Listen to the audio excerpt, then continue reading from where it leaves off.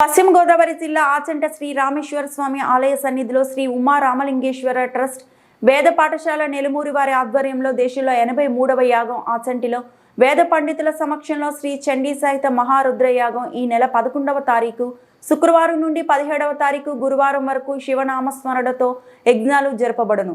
ప్రతిరోజు ఒక్కొక్క విశిష్ట ప్రతిష్ట యాగం నిర్వహించబడును. ఈ రోజు అనగా జాతక రీత్యా గోచార రీత్యా నవగ్రహముల్లో ఏదైనా గ్రహ దోషం ఉన్న ఎడల నక్షత్ర దోషం ఉన్న ఎడల ఆయా దోషముల నివారణ కొరకు పరమేశ్వరునికి మహారుద్రాభిషేకం, చండీ పారాయణం, కోటి కుంకుమ పూజ, మహారుద్ర హోమం, చండీ హోమం, నవగ్రహ నక్షత్ర హోమం రాత్రి 7 గంటలకు శివ కళ్యాణం జరుగును. ఈ యోగ యజ్ఞాల వల్ల గ్రామాలు సుభిక్షంగానే ఉండటమే కాదు, ఆ పరమశివుని ఆశీస్సులతో పాడి పంటలు, సంపూర్ణ ఆరోగ్యం, అష్టైశ్వర్యాలతో ఐశ్వర్య ప్రాప్తి, భార్యాభర్తల మధ్య పరస్పర బంధంతో మెలగడం, విద్యార్థులకు మహా సరస్వతి అనుగ్రహ కటాక్షం, సంతానం లేని వారికి సంతాన ప్రాప్తి కొరకు ఈ యజ్ఞాలు చేయటం వల్ల గ్రామాలు పట్టణాలు సౌభాగ్యంతో వెదజిల్లుతాయని యాగ పండితులు శ్రీ జంజాల శ్రీనివాస సుబ్రహ్మణ్య శర్మ అన్నారు. ఈ చండీ సహిత మహారుద్ర యాగం పూజలో పాల్గొనడానికి, తిలకించడానికి వేల మంది భక్తులు ఈ కార్యక్రమానికి హాజరవుతున్నారని శర్మ మీడియాకు వివరించారు.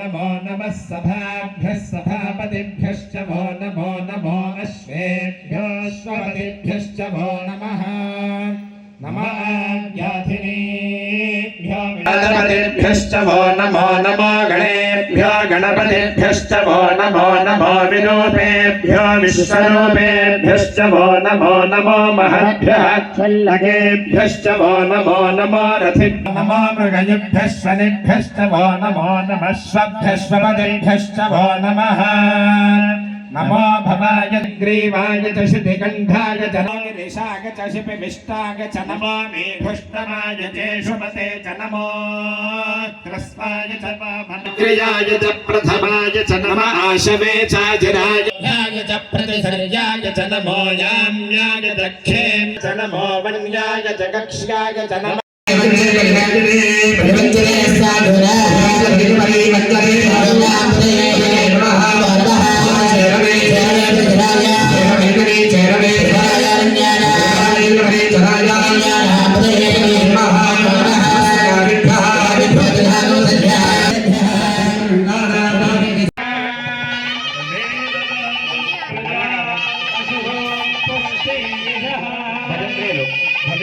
సన్నగా కీర్తనమే భూయాదే అగ్నిర్విహోతా సమే దదాత హర నమః పార్వతీ పదయే హర హర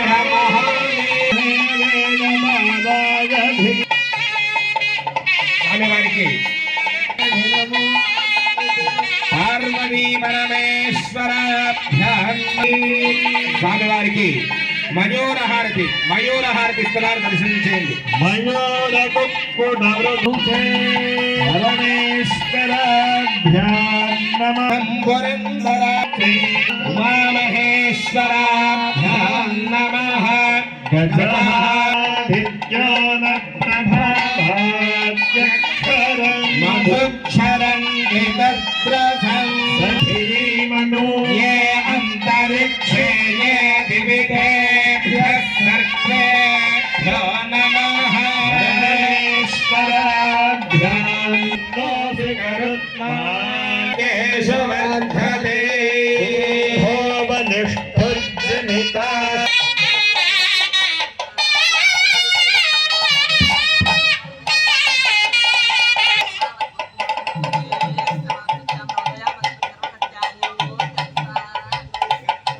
ఇస్తున్నారు. నమస్కారం చేయండి అందరూ కూడా.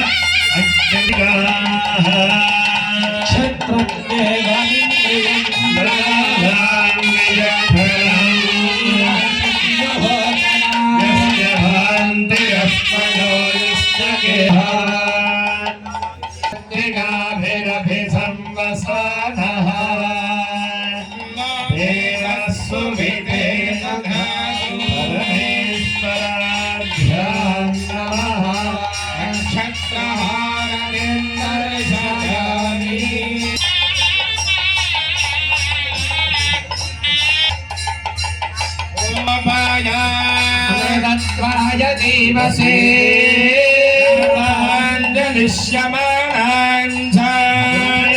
प्रतिष्ठिता गोपाया सन्नमिहायुषे अदर्थायोषे तदनो मे गोपाया ये चतुष्पदः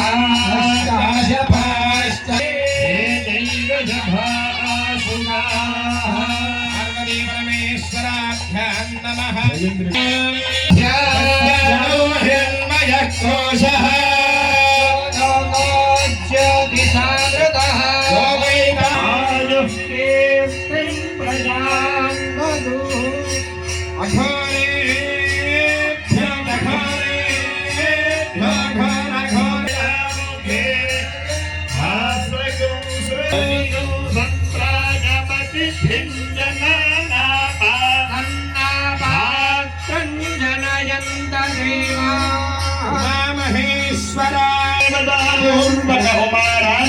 रामेश्वरब्रह्मणे नमः आनंदकर्पूर दिव्य सुंदर मंगल देवो नीराजनं दर्शयामि नीराजनान्तरं शुद्धाजलि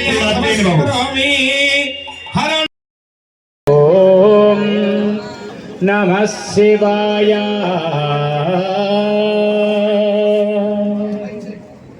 हर नमः पार्वती शिवात्मानं शिवोत्तमं शिवमार्गप्रणेतारं प्रणतोऽस्मि सदा शिवं प्रणतोऽस्मि सदा शिवं గడమూరు గ్రామం అది మా స్వామి పేరు ఉమా రామలింగేశ్వర స్వామి వారు. మేము ఆ గ్రామంలో శివాలను నిష్ఠాపన చేస్తూ ఉంటాం. అదేవిధంగా ఆ గ్రామంలో మా ఇంట్లో వేద పాఠశాల ఉంది. విద్యార్థులకు వేదాన్ని మా ఇంట్లో ఉపాధ్యాయులు బోధిస్తూ ఉంటారు, విద్యార్థులు తయారు చేస్తూ ఉంటారు. మా ట్రస్ట్ తరపున ఉమారామేశ్వర ట్రస్ట్ తరపున వేద పాఠశాల నడిపించడం, అదేవిధంగా మా ట్రస్ట్ తరపున ఇప్పటికీ ఈ దేశంలో అనేక గ్రామాల్లో గొప్ప గొప్ప యజ్ఞాలు చేయడం జరిగింది. ఇది 83 యజ్ఞం, 20 సంవత్సరాల నుంచి మా ప్రయాణం కొనసాగుతుంది. ఈ యజ్ఞాన్ని వేదం చెప్పింది ఏది ముఖ్యంగా చెప్పిందో దాన్ని మేము అందరికీ చేయించాలి, ఈ యజ్ఞాన్ని ప్రశస్తి తెలియాలని చెప్పి ఆ ప్రయత్నం చేస్తూ 83 ఈ గ్రామోత్సవాన్ని ఆ రకంగా యజ్ఞం చేస్తున్నాం. ఉదయం నుండి ఏం చేసుకున్నాం అంటే ముందుగా గ్రామ ప్రదర్శన చేసుకున్నాం, మీరు చక్కగా చూశారు. తదుపరి శాల ప్రవేశం చేశారు. తదుపరి గణపతి పూజ చేసుకున్నాం. అందరూ కలిసి మహాయజ్ఞాన్ని సంకల్పం చేశాం. ఆ యజ్ఞం మనకు నిర్విఘ్నంగా కొనసాగల ఆ గణపతి అనుగ్రహం కోసం స్వామివారిని పూజ చేశాం. తదుపరి ఇక్కడ నృత్య మహాశివుడు వారు గణపతి పూజ వారు చేశారు. తర్వాత పుణ్యాహవాచన పంచకవి ప్రాచీన వారు పూజ చేశారు. దక్షాగ్రహణం అందరికీ ఇచ్చారు. అలాగా దీక్షావస్థలు మన బ్రాహ్మణోత్మలకి మన కమిటీ ఇవ్వడం జరిగింది. తదుపరి గో పూజ చేసుకున్నాం. తర్వాత శాలా ప్రవేశం చేసుకున్నాం. ఆ రోజు ఆ రకంగా ఉదయం మనం కార్యక్రమాన్ని పూర్తి చేసుకున్నాం. మధ్యాహ్నం సాయంకాలం 4 గంటలకి యాగశాలలో అంకురారోపణ జరిగింది. తర్వాత యాగశాలలో అగ్ని ప్రతిష్టాపన అంటే అగ్నిమథం చేసుకున్నాం.